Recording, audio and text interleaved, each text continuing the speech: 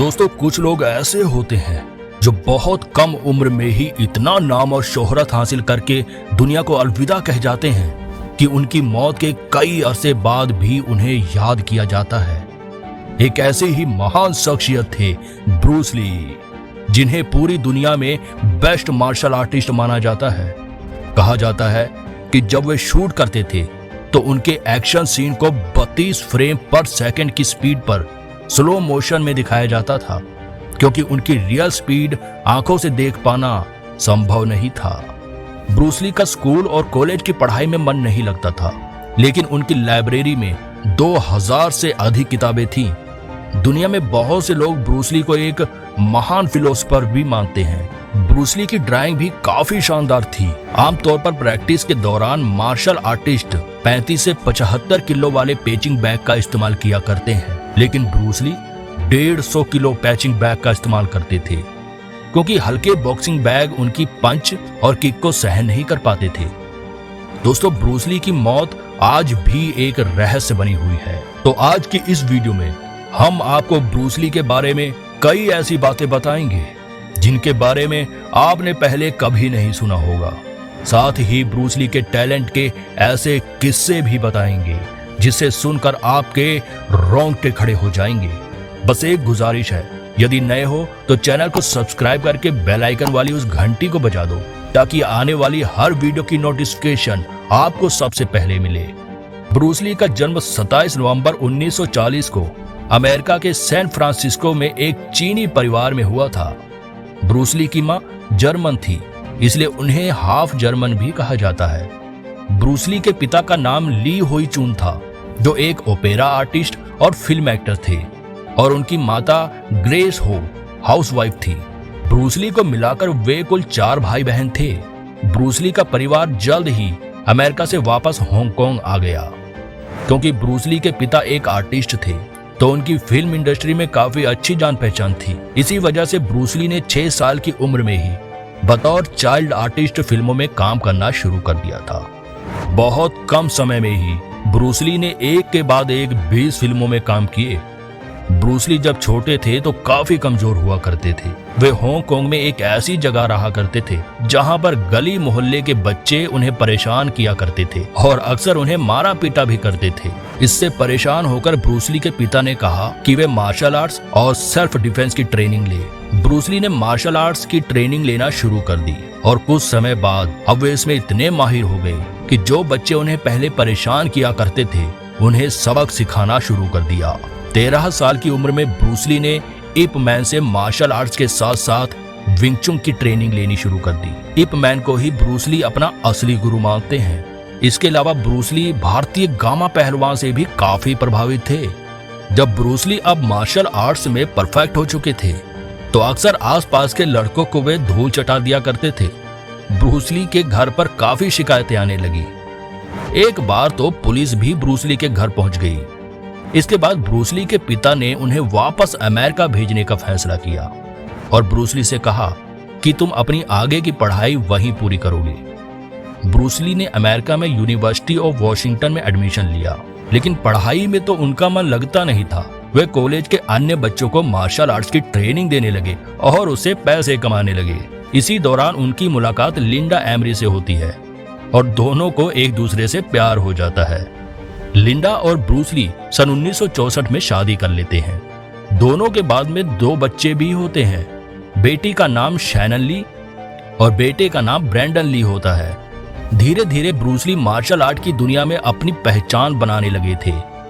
उनके बारे में कहा जाता है कि वे अपने नॉन चाकू से 725 किलो की ताकत पैदा कर सकते थे।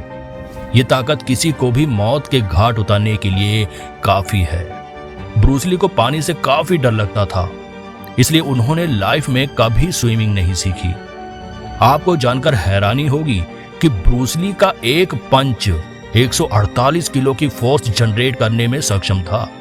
अब ब्रूस ली का पंच कितना घातक होगा, इस बात का अंदाजा आप ऐसे लगा सकते हैं कि यदि कोई गाड़ी 48 किलोमीटर प्रति घंटे की रफ्तार से किसी व्यक्ति को टक्कर मारती है और वहीं दूसरी तरफ अगर ब्रूस ली अपने पंच से वार करते हैं, तो ऐसे में ब्रूस ली का पंच व्यक्ति को ज्यादा गहरा घाव पहुंचाएगा।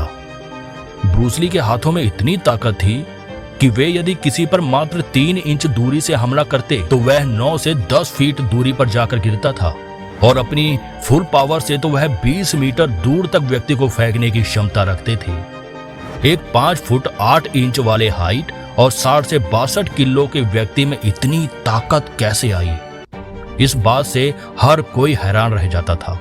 जैकी चैन भी ब्रूस ली से काफी ज्यादा इंस्पायर्ड हैं और उन्हें अपना आदर्श मानते हैं। ब्रूस ली एक अच्छे डांसर भी हैं। 1958 में उन्होंने एक डांस प्रतियोगिता में प्रथम स्थान हासिल किया था। 1962 में टूर्नामेंट में ब्रूस ली ने केवल 11 सेकंड में 15 घूंसों और एक किक की मदद से अपने प्रतिद्वंदी को चित्त कर दिया था। बताया जाता है कि ब्रूस ली रोजाना 5000 से ज्यादा पंच प्रैक्टिस किया करते थे। वे एक बार में 1500 पुशअप्स मार लिया करते थे। उनकी 2 फिंगर पुशअप्स को देखने के लिए तो बहुत दूर दूर से लोग आते थे। वॉशिंगटन में ब्रूस ली ने जून फैन गुंग फू नाम से एक इंस्टीट्यूट खोला था, जहां वे मार्शल आर्ट्स के अलावा अपने बनाए हुए ट्रिक्स और एक्शन भी सिखाया करते थे। मार्शल आर्ट की दुनिया में ब्रूस ली को अब एक बड़ी पहचान मिल गई थी, लेकिन हॉलीवुड में अभी उनके नाम का डंका बजना बाकी था। सन 1964 में ब्रूस ली ने एक टीवी सीरीज में काम किया जिसका नाम था द ग्रीन हॉर्नेट। यह सीरियल काफी हिट भी हुआ, लेकिन ब्रूस ली का असली फिल्म करियर 1969 में शुरू हुआ था। कुछ फिल्मों में उन्होंने काम किया और लोगों को वह काफी पसंद भी आई, लेकिन उन्हें असली पहचान 1972 में आई film the Way of the Dragon से मिली थी। इस फिल्म ने तो उन्हें हॉलीवुड के बड़े स्टार्स के बीच लाकर खड़ा कर दिया था। अब वे एक स्टार होने के साथ साथ निर्देशक, राइटर और कोरियोग्राफर भी बन गए थे। 10 मई 1973 को ब्रूस ली ने अपनी पहली फिल्म एंटर द ड्रैगन की डबिंग कर रहे थे। तभी वे अचानक बुरी तरह से गिर पड़े, जिसके बाद तुरंत ही उन्हें हांगकांग के बैप्टिस्ट हॉस्पिटल में ले जाया गया। वहां पर बताया गया कि उन्हें सेरिब्रल एजिमा नाम की बीमारी है। कुछ दिन में उस बीमारी का उपचार करके ब्रूस ली वापस आ गए और पुनः अपने काम में लग गए। वह अपनी अगली फिल्म गेम्स ऑफ डेथ की प्लानिंग करने लगे। इस फिल्म में वह जेम्स बॉन्ड फिल्म के स्टार जॉर्ज लेज़ेनबी के साथ काम करने की योजना बना रहे थे, और स्क्रिप्ट की चर्चा के दौरान ही दोनों के बीच मीटिंग भी फिक्स हो गई थी। लेकिन 20 जुलाई 1973 को अचानक उनके शरीर में दर्द होने लगा। दर्द से निजात पाने के लिए ब्रूस ली ने पेन किलर की गोली खाई और आराम करने के लिए लेट गए। लेकिन कौन जानता था कि ब्रूस ली इसके बाद कभी उठेंगे ही नहीं। ब्रूस ली को क्वीन एलिजाबेथ हॉस्पिटल ले जाया गया, जहां उन्हें मृत घोषित कर दिया गया। जांच में पाया गया कि ब्रूस ली की मौत एक एलर्जिक रिएक्शन के कारण हुई है। असल में ब्रूस ली हशीश बहुत अधिक लिया करते थे। ये एक प्रकार की ड्रग्स होती है जो पहले के समय में लीगल हुआ करती थी। कुछ डॉक्टर्स का कहना है कि हशीश और पेन किलर के रिएक्शन के कारण ही ब्रूस ली की मौत हुई थी। इसके अलावा ब्रूस ली ने अपने आर्म पिट की सर्जरी कराई थी, जिससे कि उन्हें पसीना ना आए, जबकि पसीना हमारे शरीर में मौजूद टॉक्सिन कंपोनेंट्स को बाहर निकालने का काम करता है। अगर ये बॉडी से बाहर न निकले तो ये जानलेवा हो सकता है। इन सब के साथ ही एक थ्योरी ये भी है कि ब्रूस ली और उनके परिवार पर किसी ने जादू टोना कर रखा था। ऐसा इसलिए भी कहा जाता है क्योंकि ब्रूस ली के बेटे ब्रेंडन ली की मौत 1964 में मात्र 28 साल की उम्र में हो गई थी। ब्रूस ली की मौत के बाद उनकी गेम ऑफ डेथ और ड्रैगन द ब्रूस ली जैसी कई फिल्में रिलीज हुई। इसके अलावा उनके नाम का इस्तेमाल करके कई डुप्लीकेट फिल्में भी बनाई गई, जिसके जरिए फिल्म मेकर्स ने काफी मोटी कमाई की। ब्रूस ली की मौत के बाद हांगकांग की सरकार ने जांच के लिए एक आयोग का गठन भी किया, लेकिन उनकी मौत की गुत्थी आज तक सुलझ नहीं पाई है। ब्रूस ली की पत्नी लिंडा ली ने बाद में उनके जीवन पर आधारित एक किताब लिखी थी, जिसका टाइटल उन्होंने the only man I knew दिया था।